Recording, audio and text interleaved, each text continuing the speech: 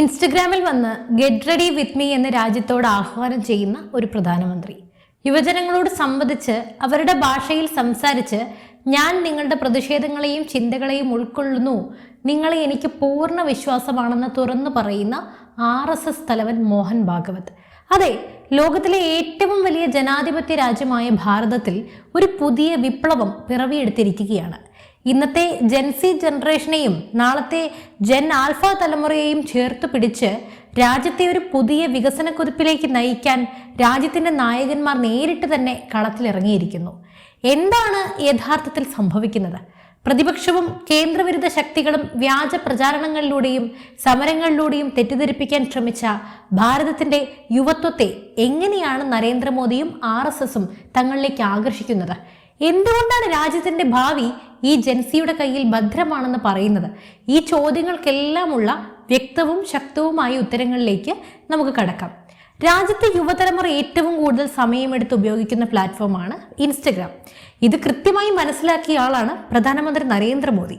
കേവലം രാഷ്ട്രീയ പ്രസംഗങ്ങളിലൂടെയല്ല, മറിച്ച് ഡിജിറ്റൽ യുഗത്തിലെ യുവതലമുറയുടെ ഭാഷയിലാണ് അദ്ദേഹം ഇന്ന് ആശയവിനിമയം നടത്തുന്നത്. കഴിഞ്ഞ ദിവസം അദ്ദേഹം ഇൻസ്റ്റഗ്രാമിൽ പങ്കുവച്ച വീഡിയോ സോഷ്യൽ മീഡിയയിൽ വലിയ തരംഗമാണ് സൃഷ്ടിച്ചത്. കഴിഞ്ഞ ദിവസം എന്ന് മാത്രമല്ല, ഈ അടുത്തായി അദ്ദേഹം ചെയ്ത എല്ലാ വീഡിയോസും ട്രെൻഡിങ് ആണ്. ഇന്ന് യുവതലമുറയ്ക്കിടയിൽ തരംഗമായി ഗെറ്റ് റെഡി വിത്ത് മീ എന്ന ആശയത്തെ തികച്ചും വളരെ മനോഹരമായി അദ്ദേഹം ഉപയോഗപ്പെടുത്തി.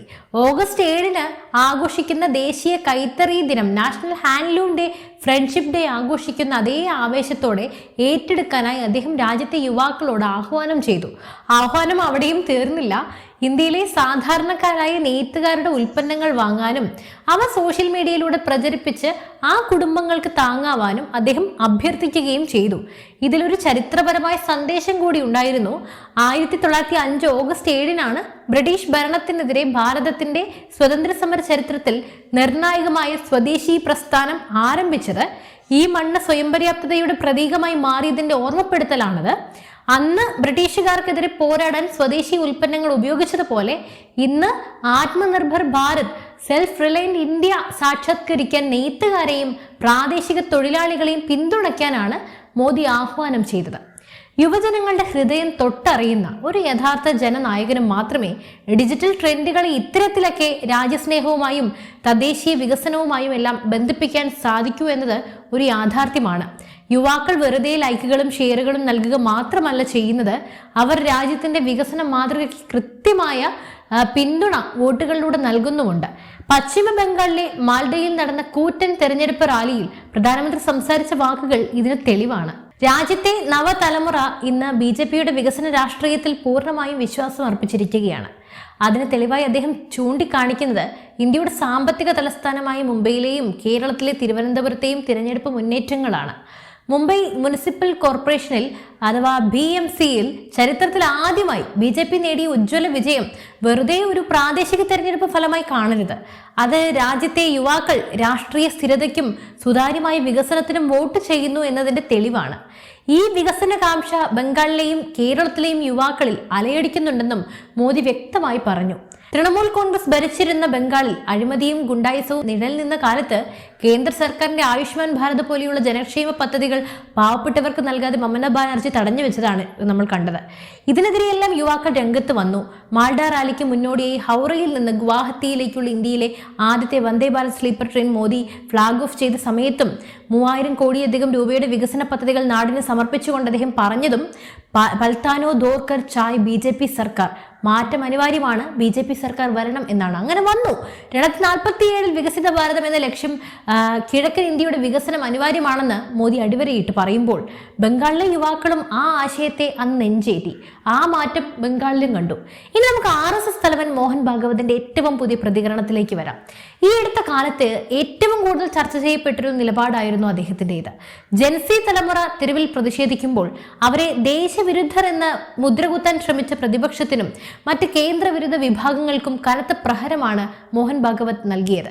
അദ്ദേഹം വളരെ വ്യക്തമാക്കി, ജെൻസി തലമുറയെ ഞാൻ അന്ധമായി വിശ്വസിക്കുന്നു, അവരിൽ എനിക്ക് പൂർണ്ണ പ്രതീക്ഷയുണ്ട്. അവർ എന്തെങ്കിലും വിഷയത്തിൽ പ്രതിഷേധിക്കുന്നുണ്ടെങ്കിൽ അതിൻ്റെ അർത്ഥം അവർ രാജ്യത്തിനെതിരാണ് എന്നല്ല, അവരുടെ ആവശ്യങ്ങളെയും ചിന്തകളെയും മനസ്സിലാക്കുകയാണ് വേണ്ടത്. അവരാണ് നാളത്തെ ഇന്ത്യയുടെ പ്രതീക്ഷ. അതെ, സമാധാനപരമായ പ്രതിഷേധങ്ങൾ ജനാധിപത്യത്തിന്റെ ഭാഗമാണ്, സൗന്ദര്യമാണ്. അതിൽ പങ്കെടുക്കുന്ന യുവാക്കൾ രാജ്യത്തിന്റെ വികസനം ആഗ്രഹിക്കുന്നവരാണ്. ഇതാണ് നരേന്ദ്രമോദിയുടെയും RSSന്റെയും നിലപാട്. യുവാക്കളെ അകറ്റി നിർത്തിയല്ല, മറിച്ച് അവരുടെ ഊർജത്തെയും ആശയങ്ങളെയും ഉൾക്കൊണ്ട് രാജ്യനിർമ്മാണത്തിന് ഉപയോഗിക്കുകയാണ് വേണ്ടതെന്ന് ഈ നിലപാട് തെളിയിക്കുകയാണ്. അടുത്തിടെ നടന്ന ഒരു സംവാദത്തിനിടെ ജെൻസിയും ആൽഫ തലമുറയും ഉപയോഗിക്കുന്ന ഡിജിറ്റൽ സിഗ്നലുകളും ട്രെൻഡിങ് സൈനുകളും കൈകൊണ്ട് കാണിച്ച് മോഹൻ ഭാഗവത് സംസാരിച്ച വീഡിയോ വൈറലായിരുന്നു. കഴിഞ്ഞ ദിവസമാണ് ആ വീഡിയോ നമ്മളെല്ലാവരും കാണാനിടയായത്. പാരമ്പര്യവും ആധുനികതയും എങ്ങനെ കൈകോർക്കുന്നു എന്നതിൻ്റെ ഉത്തമ ഉദാഹരണമായിരുന്നു അത്. എന്നാൽ ഇതിനെയെല്ലാം അട്ടിമറിച്ച് രാജ്യത്ത് കലാപവും അസ്വസ്ഥതയും സൃഷ്ടിക്കാൻ പ്രതിപക്ഷം ശ്രമിച്ചപ്പോൾ അതിനെ ജനാധിപത്യപരമായി മോദി സർക്കാർ നേരിട്ടത് എങ്ങനെയാണെന്ന് വ്യക്തമാക്കുകയാണ് BJP നേതാക്കൾ. അതുപോലെ തന്നെ കേന്ദ്ര വിദ്യാഭ്യാസ മന്ത്രി ധർമ്മേന്ദ്ര പ്രധാൻ സ്വീകരിച്ച നിലപാടുകളും കേന്ദ്ര സർക്കാരിന്റെ സുതാര്യമായ തീരുമാനങ്ങളും എല്ലാം വിദ്യാർത്ഥി സമരങ്ങളെ അട്ടിമറിക്കാൻ ശ്രമിച്ച കോൺഗ്രസിനും കമ്മ്യൂണിസ്റ്റുകൾക്കുമുള്ള ശക്തമായ തിരിച്ചടിയായിരുന്നു. നരേന്ദ്രമോദി എന്ന പ്രധാനമന്ത്രി എന്നും രാജ്യത്തെ യുവജനതയ്ക്കൊപ്പമാണ്. നീറ്റ് പരീക്ഷയുമായി ബന്ധപ്പെട്ട വിവാദങ്ങൾ ഉണ്ടായപ്പോൾ തെറ്റ് ചെയ്തവരെ കണ്ടെത്തുകയും ചോദ്യപേപ്പർ ചോർത്തിയ അഴിമതിക്കാരെ കൃത്യമായി ജയിലിൽ അടയ്ക്കാനും മോദി സർക്കാർ ഒട്ടും വൈകിയിട്ടില്ല. മാത്രമല്ല, അതിവേഗം പുനഃപരീക്ഷ നടത്തുകയും സമയബന്ധിതമായി ഫലം പ്രസിദ്ധീകരിക്കുകയും ചെയ്തുകൊണ്ട് വിദ്യാർത്ഥി സമൂഹത്തോടുള്ള സർക്കാരിന്റെ പ്രതിബദ്ധതയാണ് അവിടെ തെളിയിച്ചത്. എന്നാൽ ഈ സമയത്ത് രാജ്യത്തെ പ്രതിപക്ഷ നേതാവായിരുന്ന രാഹുൽ ഗാന്ധി എന്താണ് ചെയ്തത്? വിദേശത്ത് സുഖവാസത്തിലായിരുന്ന അദ്ദേഹം തിരിച്ചെത്തി ഇന്ത്യ മുന്നണി നേതാക്കളെയും കൂട്ടി പ്രധാനമന്ത്രിയുടെ വസതിക്ക് മുന്നിൽ കുത്തിയിരുന്ന് നാടകങ്ങൾ സൃഷ്ടിക്കാനും ജനങ്ങളെ തെറ്റിദ്ധരിപ്പിക്കാനും ശ്രമിച്ചു. എന്നാൽ ഭാരതത്തിലെ ബുദ്ധിമതികളായ ജൻസി സമൂഹം ഇത്തരം അരാജകത്വ ആഹ്വാനങ്ങളെയെല്ലാം പൂർണ്ണമായും തള്ളിപ്പറഞ്ഞു. സെലക്റ്റീവായ വിഷയങ്ങളിൽ മാത്രം മിണ്ടുന്നവരെ ആർക്ക് വേണം? ഭാരതത്തിൽ അടിയന്തരാവസ്ഥയുടെ പ്രതീതിയാണെന്ന് പ്രസംഗിക്കുന്ന രാഹുൽ ഗാന്ധി ചരിത്രത്തിലെ യഥാർത്ഥ അടിയന്തരാവസ്ഥ ആരാണ് നടപ്പിലാക്കിയതെന്നും അതിന് പിന്നിലെ ക്രൂരതകൾ എന്തായിരുന്നുവെന്നും ആദ്യം പഠിക്കണം. കോൺഗ്രസും കമ്മ്യൂണിസ്റ്റുകളും ചേർന്ന് ഭാരതത്തിലെ ഐക്യവും അഖണ്ഡതയും തകർക്കാൻ ശ്രമിക്കുമ്പോൾ അതിനെതിരെ ഒന്നിച്ചു നിൽക്കാൻ രാജ്യത്തെ യുവാക്കൾ ഇന്ന് തയ്യാറായി കഴിഞ്ഞു. അവർ വളരെ തിരിച്ചറിവുള്ളവരാണ്. അതുകൊണ്ടാണ് മോദിക്കും മോഹൻ ഭാഗവതിന്റെ ഇത്തരത്തിലുള്ള നീക്കങ്ങൾക്കും ഒട്ടേറെ കയ്യടികളും സ്വീകാര്യതയും ലഭിക്കുന്നത്. ഇന്ന് ലോകത്തിലെ ഏറ്റവും കൂടുതൽ യുവാക്കളുള്ള രാജ്യമാണ് ഇന്ത്യ. ഈ ഡെമോഗ്രാഫിക് ഡിവിഡൻഡ് അതുതന്നെയാണ് നമ്മുടെ ഏറ്റവും വലിയ കരുത്തും. ഒരു വശത്ത് digital India, startup India, Vande ഭാരതുകൾ, make in India, artificial intelligence മേഖലയിൽ കുതിച്ചുചാട്ടം, മറുവശത്ത് ചരിത്രവും സംസ്കാരവും ഉയർത്തിപ്പിടിച്ചുകൊണ്ട് ദേശീയതയിലൂന്നിയ ഭരണം. ഈ രണ്ട് കാര്യങ്ങളെയും കൂട്ടിയോജിപ്പിക്കാൻ സാധിക്കുന്നത് കൊണ്ടാണ് ജൻസി, ആൽഫ തലമുറകൾ ഇന്ന് നരേന്ദ്രമോദിക്ക് പിന്നിൽ അണിനിരക്കുന്നത്. ഈ ആർട്ടിഫിഷ്യൽ ഇന്റലിജൻസിന്റെ വികസനമെല്ലാം ആർക്ക് വേണ്ടിയാണ്? നമ്മുടെ യുവാക്കൾക്ക് വേണ്ടി. യുവാക്കളുടെ സർഗാത്മകതയെയും വിമർശനങ്ങളെയും പോസിറ്റീവായി കാണുന്ന ഒരു ഭരണകൂടം നിലവിലുണ്ട് എന്നത് ഭാരതത്തിന്റെ ഭാഗ്യമാണ്. പ്രതിപക്ഷം വ്യാജ പ്രചരണങ്ങൾ അഴിച്ചുവിടുമ്പോഴും രാഷ്ട്രീയ നേട്ടത്തിന് വേണ്ടി വിദ്യാർത്ഥികളെ കരുവാക്കാൻ ശ്രമിക്കുമ്പോഴും മോദി സർക്കാരും RSS നേതൃത്വവും യുവാക്കൾക്ക് നൽകുന്നത് കൃത്യമായ ദിശാബോധമാണ്. ആഹ്വാനങ്ങൾ കേവലം പ്രസംഗങ്ങളല്ല, അത് രാജ്യത്തിന്റെ വളർച്ചയ്ക്കുള്ള തന്ത്രപരമായ ചുവടുവെപ്പാണ്. ഇതുവരെ പറഞ്ഞതെല്ലാം പാലിച്ച ചരിത്രം മാത്രമാണ് BJPക്കുള്ളത്. രാജ്യത്തെ യുവാക്കളുടെ അവിശ്വസനീയമായ കഴിവിലും അവരുടെ ദേശസ്നേഹത്തിലും നരേന്ദ്രമോദിക്കും മോഹൻ ഭാഗവതിനും പൂർണ്ണ വിശ്വാസമുണ്ട്. ഇന്ത്യയിലെ സോഷ്യൽ മീഡിയ സ്പേസുകളിൽ ഇനി തെറ്റിദ്ധാരണകൾക്കും വിഘടനവാദ ആശയങ്ങൾക്കും സ്ഥാനമില്ല. അതിനെല്ലാം ഉപരിയായാണ് അവർ മുന്നോട്ട് കടന്നു വരുന്നത്. സ്വദേശി ഉൽപ്പന്നങ്ങളെ നെഞ്ചിലേറ്റിയും ഡിജിറ്റൽ വിപ്ലവം നയിച്ചും സമാധാനപരമായ വികസന രാഷ്ട്രീയത്തെ പിന്തുണച്ചും നമ്മുടെ ജൻസി മുന്നേറുകയാണ്. 2047 ഭാരതം അതിന്റെ 100ാം സ്വാതന്ത്ര്യദിനം ആഘോഷിക്കുമ്പോൾ ലോകത്തിലെ ഏറ്റവും വലിയ സാമ്പത്തിക സാംസ്കാരിക ശക്തിയായി ഇന്ത്യ മാറുന്നത് ഈ യുവാക്കളുടെ കൈകളിലൂടെയായിരിക്കും. നരേന്ദ്രമോദി എന്ന ദീർഘദർശിയായ നേതാവിനും രാജ്യത്തിന്റെ നന്മ ആഗ്രഹിക്കുന്ന പ്രസ്ഥാനങ്ങൾക്കുമൊപ്പം ഭാരതത്തിലെ യുവത്വം ഒറ്റക്കെട്ടായി മുന്നോട്ട് കുതിക്കുകയാണ്. എന്തു തന്നെയായാലും ആ മാറ്റമെല്ലാം നമ്മൾ ഇന്ന് ഉൾക്കൊള്ളേണ്ടതുണ്ട്. നിങ്ങളൊന്ന് ചിന്തിച്ചു നോക്കൂ, നരേന്ദ്രമോദിയുടെ പ്രായം എത്രയാണ്? മോഹൻ ഭാഗവതിന്റെ പ്രായം എത്രയാണ്?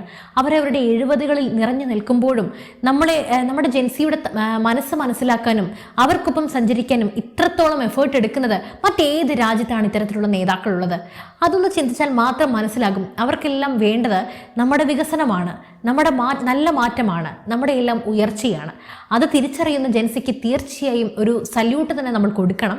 എന്തായാലും ഈ വിഷയത്തിൽ നിങ്ങളുടെ അഭിപ്രായം എന്താണ്? ഈ മാറ്റങ്ങളെ നിങ്ങൾ എങ്ങനെ നോക്കിക്കാണുന്നു? നിങ്ങളുടെ അഭിപ്രായങ്ങൾ തീർച്ചയായും താഴെ കമൻറ്റ് ചെയ്യൂ. മറ്റൊരു വിഷയമായി വീണ്ടും എത്തും വരെ നന്ദി.